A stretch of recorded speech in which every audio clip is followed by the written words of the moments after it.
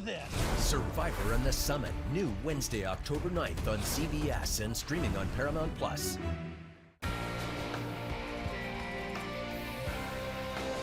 The gusty winds that we had today will gradually diminish as we go on through the night, help keeping the temperatures up a bit, dropping to near 50 by daybreak.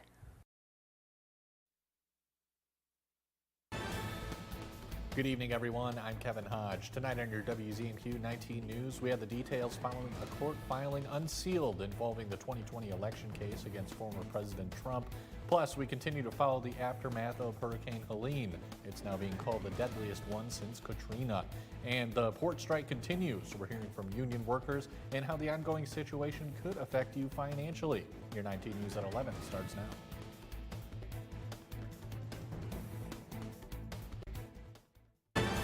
Live from the UP, this is WZMQ 19 News at 11.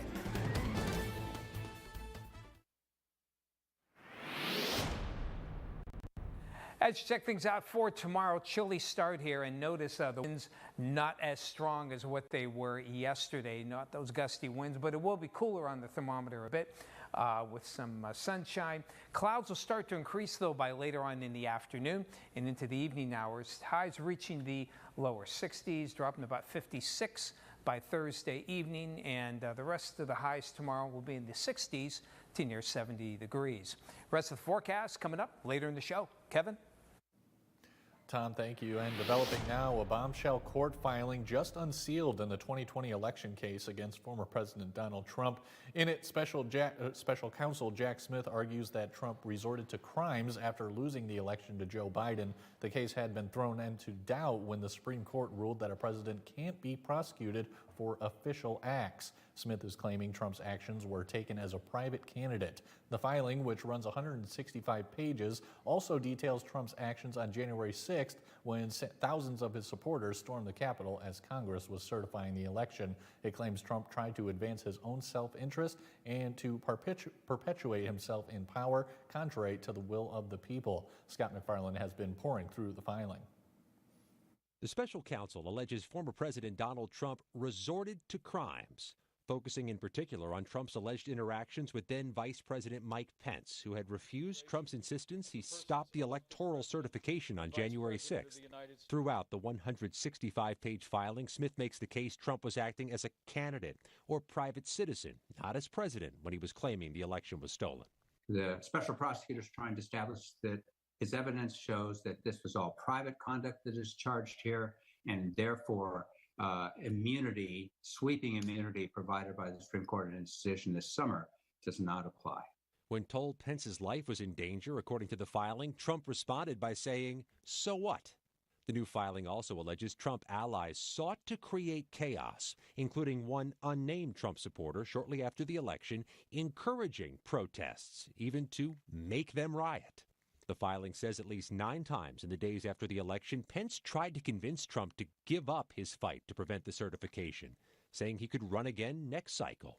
Trump allegedly replied, "2024 is so far off." Smith tries to make the case Trump was acting as a candidate, not as president, when he claimed the election was stolen.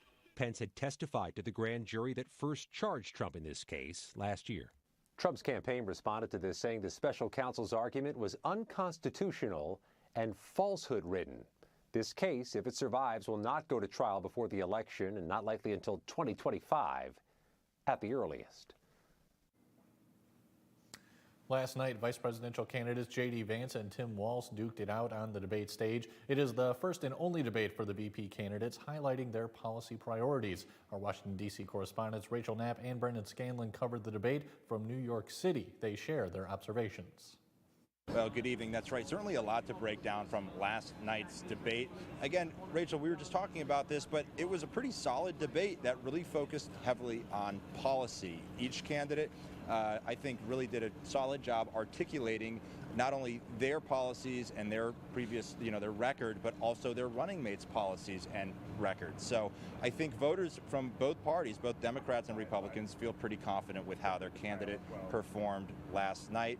Again, a lot to break down. They hit on many, many issues, but they also agreed on several issues as well, which I think is refreshing for a lot of voters and for folks who are watching, just to kind of see that more civil dialogue, that discourse, where two candidates from different parties could agree on certain topics. To an extent, we saw them sort of share similar agreements on certain things having to do with gun control, for example. Oh, that's right. I think these vice presidential candidates did a better job explaining those policies rather than the presidential candidates. So again, Brendan, just as you just mentioned, Senator J.D. Vance of Ohio, he seemed very confident speaking about the economy.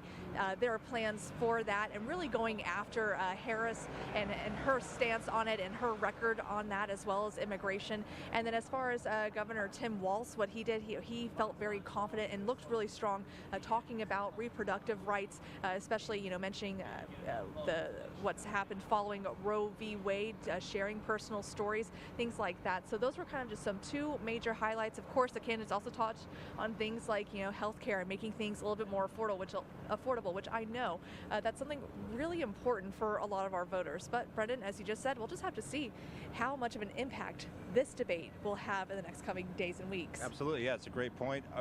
Certainly, most voters, Democrats and Republicans, their minds are probably made, but it's going to be interesting to see if last night's debate can was able to tip the needle for undecided voters or for independent, more moderate voters, to see if they were able to make up their mind after watching last night's debate. We'll be keeping a close eye on many of those swing state polls, especially in Michigan, Pennsylvania, where Harris currently has a slight lead within the margin of error, but a slight lead nonetheless. Whereas in places like Georgia and North Carolina, we saw Donald Trump really starting to pull ahead, at least according to a recent Quinnipiac University poll. And it's pretty significant because Georgia, especially, a state where Vice President Kamala Harris and her campaign have been targeting and really hitting on the campaign trail. So that's going to be an important state. Of course, Pennsylvania, a very important state as well. But we will be keeping a close eye on those polls. Again, just a couple of short weeks before that November 5th general election. Reporting in New York City, I'm Brendan Scanlon. And I'm Rachel Knapp. We'll send it back to you in the studio. Devastating news from the southeast tonight. Helene is now the second deadliest hurricane to hit the United States this century, only behind Hurricane Katrina. Skylar Henry has the latest. It is astounding, the scope of Helene's path of destruction, especially in western North Carolina. And today, the United States, the nation, has your back. President Biden got a first-hand look, flying over a region where roads have washed away. Basic needs like food and water are in short supply. While floodwaters may have receded, the level of desperation keeps rising. In a moment like this, we put politics aside, and our job is to help as many people as we can, as quickly as we can. That includes the search for the hundreds still missing. What's that process been like in terms of working with search and rescue crews? Yeah, very painful. It's just like, we have these first responders who are working so hard, and and they all live here too. I can't overstate how much worse this is than anything that's ever happened. It's catastrophic. In this once vibrant, now devastated River Arch section of Asheville, the 12-Bone Smokehouse once drew throngs of barbecue lovers, including former President Obama. Owner Brian King says it's not just the physical damage. Helene's emotional toll is staggering. You're hugging and you're crying and just happy that they're okay. And so, yeah, it's just, the whole thing is just unimaginable. In other national headlines, the dock workers' strike is entering its second day. Chris Van Cleve shows us how it can impact your wallet. For a second day, 14 ports from Boston to Houston shut down after dock workers walked off the job. Those ports handle about 80% of the coffee, tea, spirits, and beverage imports, as well as about 60% of medical and surgical instruments coming into the U.S. Also halted, about 76% of vehicle exports. Anthony Mundy is among at least 25,000 union workers on strike demanding better wages and job protections against automation. We're looking ahead into the future. Going to work now at the risk of losing our jobs 5 or 10 years down the road is very short-sighted. Morton Williams grocery stores in New York City say they stocked up on extra perishables to buy time. If it goes a few days, there won't be much of an effect. If it goes weeks, a month, or more, there could be a very big effect. We'll definitely have higher prices, and we might have empty shelves. The strike could cost the economy up to $5 billion a day. Apparel, footwear, consumer electronics, home goods, decorations, food products, anything you can think of is coming through these ports. So they are vital to the economy, and it is critical that we get them back up and running. Still, New York's governor again urged people not to rush the stores. It's not time to be panic buying groceries or other products. Your first warning weather forecast is coming up after the break. Plus, we'll go over the details of a bill awaiting the governor's signature that would provide more resources for Michigan students with dyslexia. And an area church is looking for donations for their food pantry as the colder months arrive. We'll have those details when we come back. John's Auto has been voted the #1 dealer to buy pre-owned vehicle for longer than I've been alive. If you're looking for a vehicle, or if you're looking for someone to help with your current car, or if you need to get yours looking like new again, come see us at John's Auto Sales and Service, Marquette. 25 years of fun, and you're invited. It's the silver anniversary of the downtown Marquette Farmers Market. Come celebrate with us every Saturday morning at the Marquette Commons. From 9 to 1, you'll find a wide variety of local foods, produce, art, and so much more.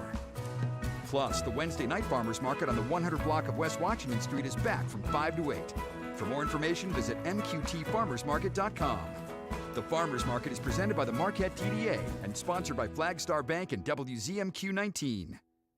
Remember, your vote doesn't matter unless you're in a state that swings. There's New with Bill Gates tonight on CBS. The world's longest running prank show is back.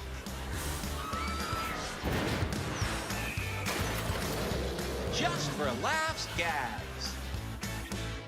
Is your parents' car sounding funny? Do you hear any clunks, rattles, squeaks, or leaks? Tell them to call John's Auto Service Department for fast, friendly, and affordable service. Come see us at John's Auto Sales and Service, Marquette. Kamala supports taxpayer-funded sex changes for prisoners. Surgery. For prisoners. For prisoners. Every transgender inmate in the prison system would have access. It's hard to believe, but it's true. Even the liberal media was shocked Kamala supports taxpayer-funded sex changes for prisoners and illegal aliens. Every transgender inmate would have access. Kamala's for they, them. President Trump is for you. I'm Donald J. Trump, and I approve this message. Escanaba reporter Lily Simmons on WZMQ 19 News. Now, WZMQ TV 19 First Warning Weather with meteorologist Tom DeVecchio. We're going to have clear skies for the remainder of tonight. It's still a pretty chilly breeze. Get the jacket if you have to, and you kind of we're outside late in the night and into the early morning hours. The winds will tend to diminish, setting up for some great weather as we head toward Thursday. Decent sunshine, temperatures seasonably cool. And as for the weekend, I think we'll be able to salvage a dry, though windy Saturday. As we head towards Sunday, though, we could have to dodge a few of those raindrops. So as for school for tomorrow, cool temps to start out the day with some temperatures in the upper 40s. A few of you will be in the lower 50s, but skies generally mostly clear. Have a lot of sunshine, and as mentioned, a lot less wind for the kids as they go home from school. No need to hold on to those hats as much. And temperatures, seasonal, 64, when most of you get dropped off from school in the Marquette area for tomorrow. So Futurecast will keep things dry as we head on into the morning hours on Thursday here. Some decent weather as well with that winds diminishing. Clouds you can see start to come in. Looks like most areas will be close to partly or mostly cloudy to a total overcast by the end of the day, but no rainfall. The air here at the surface is still pretty dry. Little wave does move through for Thursday night. Looks like it'll try and set off a few showers here, but a trace at best, I think, for most of you, maybe a couple hundredths of an inch for those of you living closer to the Wisconsin border. But it's all out by Friday. Most of you should wake up at least with some sunshine, and that trend is going to continue as we head on through the rest of Friday into Friday night, keeping things on the dry side as well. So enjoy this fairly decent weather. Now the winds you can see steadily diminishing for tonight after some pretty good gusts during the evening hours here. Keep things nice and tranquil as well for the day tomorrow as far as the winds go. No strong winds expected except the usual areas out toward some of the shores of Lake Superior. So lows for tonight, not as cool as last night. A lot of 50s here with some embedded 40s, particularly toward the interior sections of the western half of the Upper Peninsula. And we'll have high temperatures tomorrow, well into the 60s, perhaps near 70 degrees with a decent amount of sunshine. And as mentioned, a lot less wind as well. Checking out Friday, we end the week on a decent note. We'll have some sunshine, fairly light winds, and temperatures into the mid-60s. Mixed bag for the weekend. Windy, but dry for Saturday. Should see some sunshine there. Next weather system brings in some showers. Much cooler air on Sunday, that typical October chill.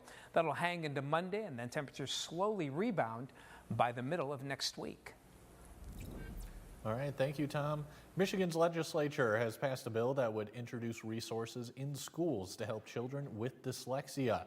The bills will add screening tools to the benchmark reading test that students already take. It also requires teaching programs to include instructional materials for students with dyslexia. It orders the Department of Education to research and provide a new reading curriculum for Michigan schools. This is going to encourage educators to make that shift back to a phonics-based approach. And I do believe this is going to help increase literacy scores overall over time. The bills are just waiting on a signature from the governor, but she is expected to sign them into law. There's more information about the bills on our website and mobile news app. Lakeview Elementary School in Negaunee held their biggest fundraiser of the year today. Students raised money by walking laps around the school. It's called Laps for Lakeview, where every one of the 618 students tried to see how many laps around the school they could complete in 30 minutes. Lakeview Principal Heather Holman says the students were excited to raise money for their school. So today is our Laps for Lakeview. It is our annual fundraiser here at Lakeview School where the students come out, they raise money, and then they come out and they run laps to earn that money that the community has donated. 3 laps is about a mile, so that is pretty impressive that they're doing 7 laps, and that was 3rd grade. Principal Holman is also grateful for all the donations and the unending support of the community. An Escanaba food pantry is asking for the community's support to help others in need. The Seventh-day Adventist Pantry serves between 70 and 100 people each week. Currently, there's a great need for donations, particularly canned goods, personal care and hygiene products, and fresh produce. The pantry also has no hats or gloves, which are major needs during the winter months for those struggling financially. There's jobs, but they're not paying enough for people to survive with the cost of everything going up. Another thing we can use is diapers and formula. We've got parents that come through and they just can't afford it. As the need continues to climb, the pantry has outgrown its facility, storing some items in a neighboring shed. Administrators are hoping to expand either with an addition to the existing building or by constructing a new building on the other side of the Seventh-day Adventist Church. Once a plan is approved, the pantry will begin fundraising for the project. I really think the community is probably going to step up to help with that because they've been so supportive. I'm really hoping we can build a building that's more useful and helpful to the community and to our volunteers. I mean, it gets kind of crazy in here. Pantry donations can be dropped off Mondays and Fridays from 1 to 4. Checks and cash can be mailed to the church. Mike Ludlam has your look at sports. When we come back, he'll take you through some of the high school girls tennis highlights with scores from around the area. We'll be right back after this. New to Medicare? Recently moved or losing coverage? Then let us help break it down for you. First up, we have Medicare Part A. Consider your hospital insurance as your safety net, covering inpatient hospital stays, skilled nursing facilities, hospice care, and some home health care. And now let's talk about Medicare Part B, your medical insurance. Review your Medicare coverage options, ensuring it aligns with your evolving healthcare needs, from flu shots to screenings. Call 800-208-7175.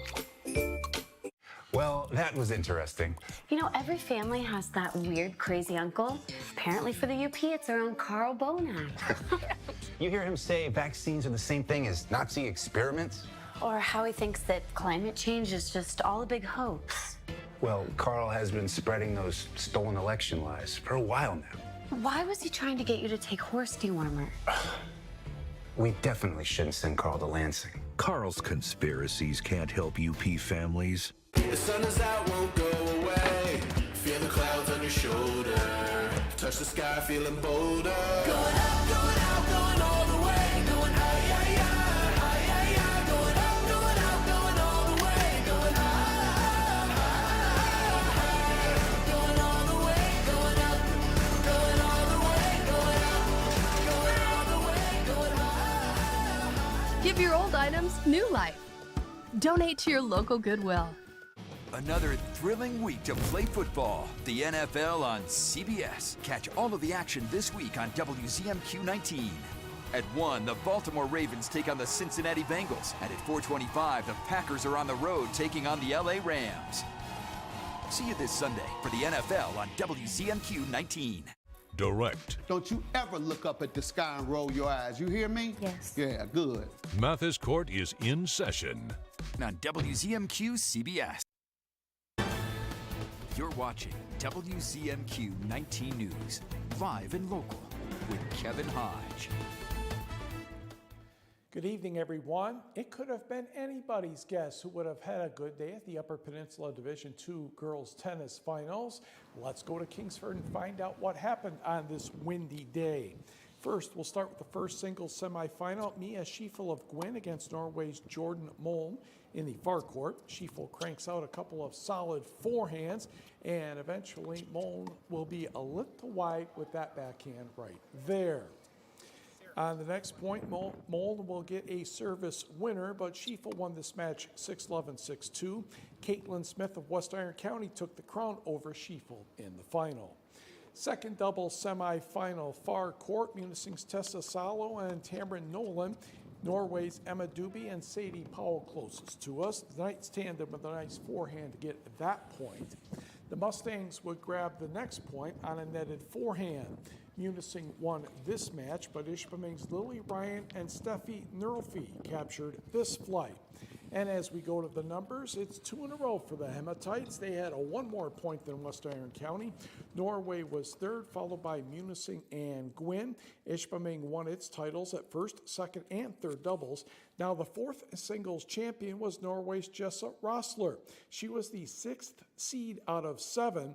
Rossler defeated the 3rd, 2nd, and 1st seeds to win that flight. Pretty darn impressive. Meanwhile, the Division I Girls UP Finals took place in Delta County. We'll catch up with some of the action at Escanaba High School. First singles semifinal, Negauni's Aubrey Johnson in the near court against Escanaba's Maggie Martin. Girls, a little cautious sometimes when they're playing, very cautious with the win today. Johnson's backhand will find the net here, and Martin won this match. Oh, I think we've got the other video in there, so we have to pay attention. One court to the left, Westwood's Lexi Olson in the near court against Kingsford's Aubrey Moore in the other singles semifinal. Both players pinned to the baseline, and Moore ends up getting that point. Olson ended up winning the match 6-4 and 6 more. She defeated Martin in the final, also 6-4 and 6-4. First double semifinals, that's Marquette's Peyton Plow and Lucy Stern against Negauni's Callan Schultz and Madeline Peterson. And Negauni ended up winning this match in 3 sets.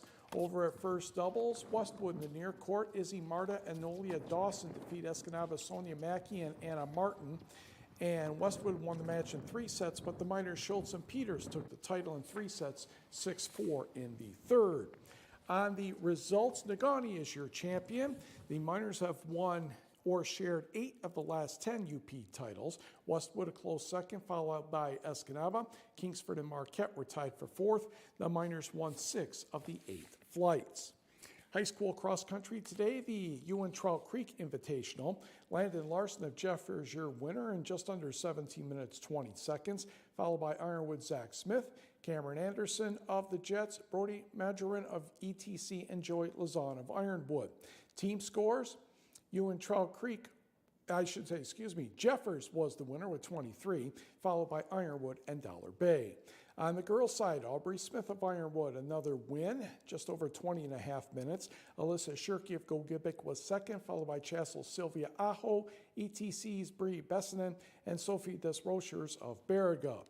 ETC won the girls' score by 2 points over the Vikings. Chassel was third, followed by Ironwood and Gogibic. The Michigan Tech and Northern Michigan volleyball teams are home again this weekend. The Huskies host Lake Superior State Friday, while the Wildcats entertain Saginaw Valley State Friday. Tech head coach Matt Jennings says third-year head coach Zach Rambo, who is a Sault Ste. Marie native of Michigan, has done a very good job so far with the Lakers. I think that their right side is very, very good. They have an outside who takes a bunch of swings, who does good things. They've always played really scrappy defense. They're going to make you earn it. And they play fast when they can. He's instilled something in that team and that program that has really taken to. I think Saginaw's 1-3 right now. New coach, young program, just trying to figure it out. I think that one's going to be a lot on us, like taking care of the ball, similar to Davenport. NMU's match with Saginaw Valley begins Friday at 6:30. Tech's contest with Lake Superior State starts at 7 o'clock on Friday. The Huskies and Wildcats switch opponents on Saturday. NMU men's soccer team ran into a tough opponent today, and St. Cloud State ended up taking the match 2-0. To baseball we go. The Tigers, the Astros, game 2 of the best-of-3 series, and kaboom! That would be the 6th-inning home run of Parker Meadows, good for 358 feet, and the Tigers had a 1-0 lead. Bottom of the 7th, tied at 1, Jose Altuve, a foul fly ball to right. Catch is made by Matt Vierling, but his throw home is not in time. He double clutched just a little bit. Jeremy Pena slides in safely, 2-1 Astros. Top of the 8th, Tigers scored in a wild pitch to tie the game. Then with the bases loaded, 2 out, Andy Ibanez comes through. This one is going to be fair down the left field line off former Brewer Josh Hader. Looks like a good dose of Haterade there. Spencer Torkelson, Matt Vierling, and Colt Keith would score. Ibanez is credited with a double, advanced to third on the throw. Tigers lead 5-2, and they wrap up the series with the last out here. So the Tigers take it 5-2 and will take on the Cleveland Guardians in the American League Divisional Series. Turning to the National League, the Brewers, the Mets. Brewers trying to stay alive. Bottom of the 8th, and bang! That is the second home run of the contest for Jackson Chourio. 398 feet. If you care, we are tied at 3. It was a solo shot. Same inning, and oh boy, Garrett Mitchell, pinch hitting, homered to center field. 390 if you care. Brewers up 5-3, and that's how they win this one. So game 3 of the final game of the series will take place tomorrow and in Milwaukee. In case you had not heard, the Michigan State NMU men's exhibition basketball game, known as the Superior Dome Showdown, will be televised on the Big Ten Network Sunday, October 13th. So if you did not get a ticket, you at least have one way of watching it. Bill Raftery and Lisa Byington will be on the call. High school boys soccer, Hannahville 3, Big Bay Denok 2, and we'll be right back. 19 News is brought to you by Kirkish Furniture. Here's your WZMQ CBS This Is Home Community Calendar.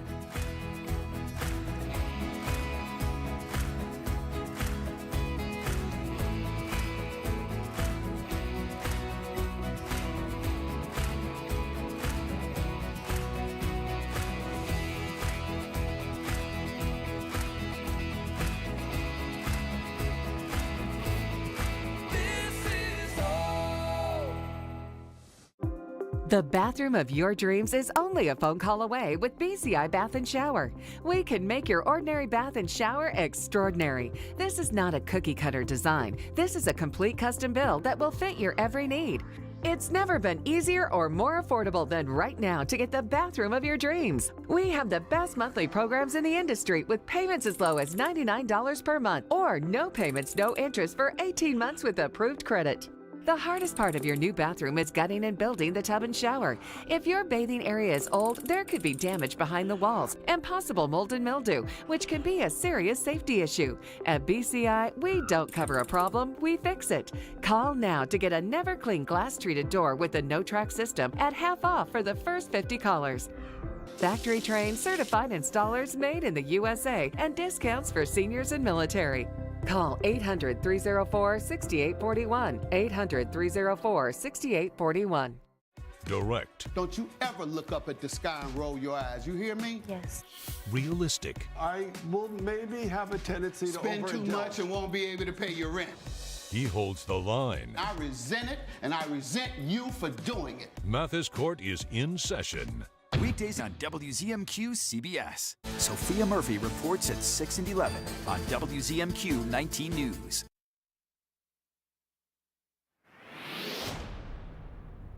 Things are looking pretty decent tonight. The winds still kind of up there, but they will gradually diminish as the nighttime goes on. And these lows, not too bad. The winds do help keep the temperatures up a bit. Many of you will be dropping into the lower to mid 50s. Some 40s, though. Some of those interior sections out toward Iron River and Ironwood. For tomorrow, decent weather, fairly light winds, sunshine for the most part. Temperatures will be in the mid to upper 60s. Some of you near 70 degrees. A nice October day to get outdoors and enjoy the day. Here's the rest of the forecast. Friday also looking pretty decent. We're going to have some sunshine, light winds. Temperatures will be in the mid 60s, and the weekend itself on and off. Not bad on Saturday. Good wind, a lot like yesterday, but we'll keep it dry, upper 60s. But chilly on Sunday, good chance of scattered showers. Keep it chilly Monday, then a little bit warmer for Tuesday and Wednesday. Kevin? Thanks, Tom. And finally tonight, SpongeBob fans, here's a chance to sample some of the Krusty Krab's menu in real life. As part of a celebration marking 25 years of SpongeBob, the makers of the popular Nickelodeon show, part of the Paramount family along with CBS, have partnered with select restaurants in a collab to offer Krabby Patty collab menu items, including a Krabby Patty collab burger at Wendy's with a top secret Krabby collab sauce and a pineapple under the sea Frosty. These menu items will be available for a limited time at Wendy's locations nationwide beginning October 8th. Okay, that Frosty has a possibility. You're not down with the Krabby Patty, though, I'm Mike? not sure. I'd have to work on that one. Well, I think that's something I've always wanted to taste ever since, I was a kid, so I might have to try it out. All right, everyone, that's all we have for you. We'll see you tomorrow.